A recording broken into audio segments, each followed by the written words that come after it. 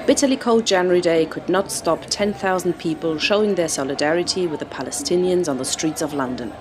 They are here to protest against the Israeli onslaught against Gaza. Since December 2008, the Israeli army has launched wave after wave of bombing runs against the people of Gaza. At least 1,500 Palestinians have died so far.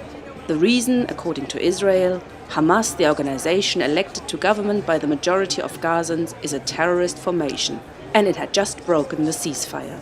Most people on the demonstration bitterly dispute this. They are clear about what the main problem in the Middle East is: Israel. Israel broke the ceasefire in November 2008. All the laws have been broken by Israel. The terrorist state is Israel. It has flouted international law. It has violated or ignored more than 70 UN sanctions. It is a law unto itself. It is refusing to allow the international community to investigate the allegations of war crimes carried out in Gaza. You've got to look at the casualties. Which side faces the most casualties? You've got to look at freedom. Which side's got the most freedom? You've got to look at the standard of living. Which side has the better standard of living? And from there, we should be able to make our own minds up as to who the aggressors are and who the people are being oppressed. Just a few years ago, we saw the US and the UK going to war in Iraq, claiming that they might have weapons of mass destruction. They went to war on that basis. But the pressure on Israel, when they're known to have nuclear weapons, seems to be nil. Long live Palestine! Palestine, Ramallah, West Bank, Gaza. This is for the child that is searching for an answer. Wish I could take your tears and replace them with laughter. Long live Palestine! The demonstration is now an annual event. This year's protest took place on the 60th anniversary of the formation of Israel. We commemorate the great tragedy, disaster, catastrophe, which swept the Palestinian people from their land and wiped their country off the map more than 60 years ago.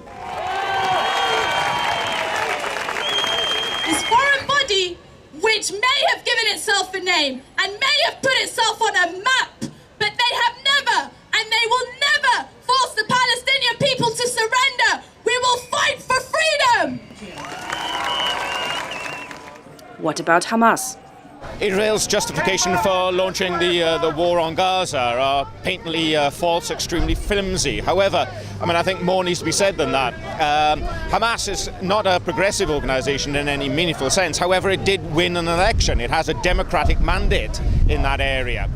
But many here are more forthright in their support for Hamas. Well, I see them as freedom fighters, I'll be honest with you. And I think most of the Arab world do too. Most people on the demonstration agree that Israel is the main aggressor, but there is less unity around the way forward. Should the state of Israel be destroyed and replaced by a single Palestine? Is the solution two separate states coexisting for the foreseeable future? Or maybe there is another answer? Israel, I think, will implode. It will self-destruct. It's a failed state. It will eventually go away. The Palestinians are a people with great resilience and great patience, and they've shown that. They've waited 60 years. If it takes another 60 years, they will get their country back. There can never ever be justice in Palestine. What there can be is if the Israelis give the Palestinians half, to let them live in peace in their own half. The Jews can live in peace in their own little half, and that's it.